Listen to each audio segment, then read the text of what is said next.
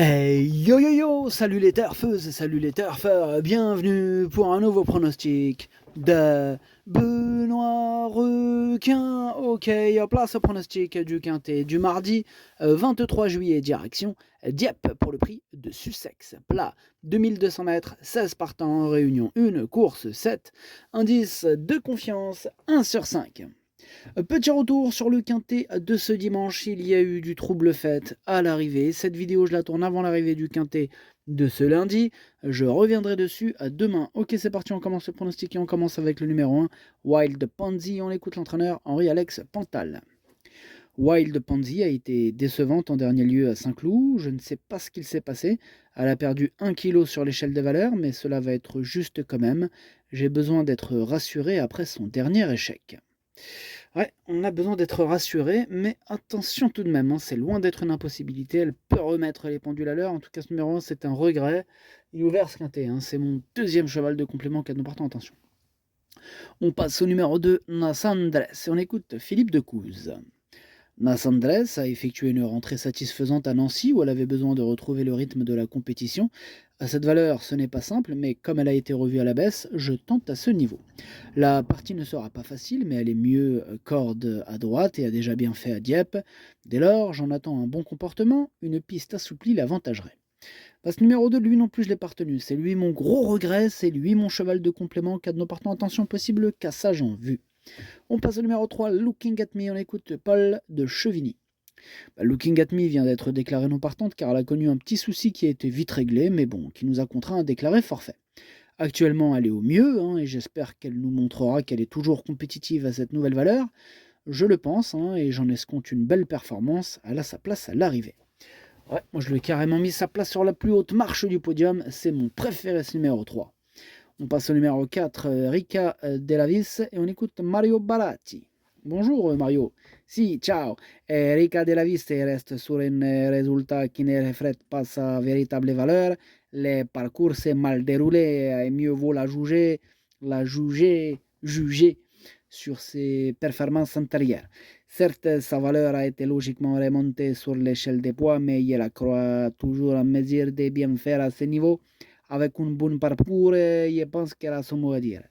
Ok, ça marche, merci. Mario, moi il me plaît bien ce numéro 4. Je l'ai gardé lui aussi et je l'ai mis à la 6ème place. On passe au numéro 5, Saltfake, et on écoute Eric Libaud. Écoutez, Saltfake découvrait un bel engagement dernièrement avec un poids favorable, mais sans être muni d'œillères australiennes, qu'elle retrouva donc ce mardi.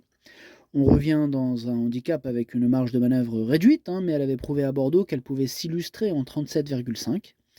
Du coup, avec un bon parcours, sa place est à l'arrivée. Je le pense aussi que sa place est à l'arrivée, je l'ai gardé, mais plutôt en bout de combinaison. On enchaîne avec le numéro 6, Santorina, et on écoute Alban, chevalier du faux. Santorina est en forme, d'après son entraîneur. On retrouve un peu les mêmes conditions que lors de sa deuxième place dans un quintet à Longchamp. On s'attend à une bonne performance. On n'explique pas très bien sa dernière prestation, du coup, on remet les œillères pour essayer de se retrouver dans les meilleures conditions possibles. Moi il me plaît beaucoup ce numéro 6, je pense qu'il peut faire mal, je l'ai carrément mis deuxième, vraiment coup de cœur. On passe au numéro 7, Taraja, on n'aura pas les commentaires de l'entraîneur, c'est Nicolas Perret qui est parti pêcher avec ses amis, amuse-toi bien. Bref, numéro 7, lui par contre, je ne l'ai pas retenu. On passe au numéro 8, Lorne, et on écoute Adrien Fouassier. Lorne ne cesse de nous faire plaisir. Bon, actuellement en pleine forme, elle reste sur 2 beaux succès, dont le dernier acquis à ce niveau. Mardi, elle devra porter 7 livres supplémentaires, mais bon, sur sa lancée, je la crois capable de bien faire et d'accrocher une place à cette nouvelle valeur. Ok, tant mieux qu'il soit confiant. En tout cas, je suis confiant aussi avec ce numéro 8, il fait même partie de mes préférés, je l'ai mis 3ème. On passe au numéro 9, Mataori Gold, et on écoute François Renaud. Écoutez, Mataori Gold n'a pas pris dur la dernière fois et est revenu au top de sa forme. C'est une course où on n'est pas revenu de l'arrière, voilà. C'est pour ça qu'on a décidé d'aller sur un quintet. Voilà, elle s'est bien comportée dans ses épreuves au printemps, donc on espère qu'elle va courir proprement, qu'elle va recourir proprement comme elle a pu le faire auparavant. Ok, merci pour ces précisions, François. Ce numéro 9, je ne l'ai pas retenu, mais c'est lui le chef et le capitaine de ma petite liste des possibles casseurs de tickets repérés. Attention.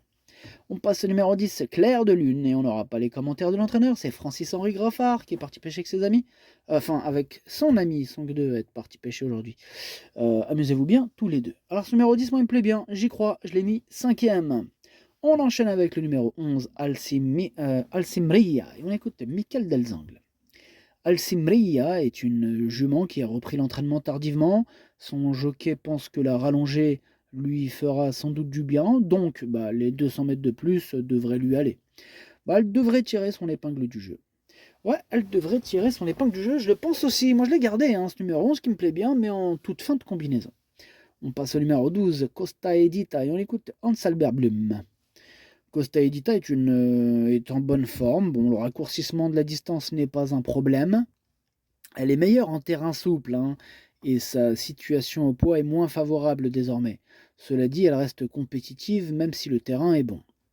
Ok, ça marche. En tout cas, ce numéro 12, je ne l'ai pas gardé, mais il est en plein milieu de ma petite liste des possibles troubles faits. On passe au 13, Diane Star, et on écoute Patrice Cotier. Diane Star est une chic pouliche qui fait toujours de son mieux en compétition. Maintenant, en 34 de valeur, sa marge de manœuvre est réduite. Néanmoins, avec un parcours favorable, une place n'est pas à exclure. Le fait de porter un petit poids lui conviendra et on espère finir dans les 5 premiers. Avant le coup, mieux vaut la conseiller en bout de combinaison. Ouais, pire que le bout. Ouais, parce que ce numéro 13, du coup, moi je ne l'ai pas retenu. On passe au numéro 14, Joli Corbeau, et on écoute Carmen Boxay. Joli Corbeau, il n'a pas eu un bon déroulement de course la dernière fois et il n'a pas pu montrer son vrai visage. Il faut la juger sur ses tentatives antérieures. Selon moi, elle demeure compétitive en 34 de valeur, même si c'est difficile de dire qu'elle peut gagner, je la crois en mesure au moins de se placer. Et ouais, et ils sont nombreux, dans ce cas, ils sont nombreux à pouvoir espérer se mêler à l'emballage final.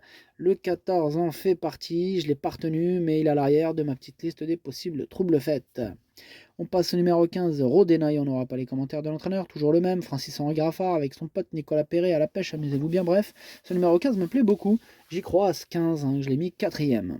Et on termine avec le numéro 16, James Gali, on écoute Jean-Paul Le Trégui. Écoutez, Gus Gali il monte sur ses courses à chaque fois, mais j'aurais préféré l'avoir dans la deuxième épreuve. Maintenant, je cours ici car il n'y a que des femelles et que je n'ai pas tellement le choix. Je pense que cela va être compliqué. Ouais, je le pense aussi, je ne l'ai pas retenu moi, ce numéro 16. Le pronostic, ça donne 3, 6, 8, 15, 10, 4, 5, 11. Merci d'avoir suivi cette vidéo. N'hésitez pas à mettre un pouce bleu si la vidéo vous a plu. Pour accéder à tous mes tickets pour la course du Quintet, rendez-vous directement en description de la vidéo. À jouer avec modération. Bonne chance. Chopez-le moi. Ciao.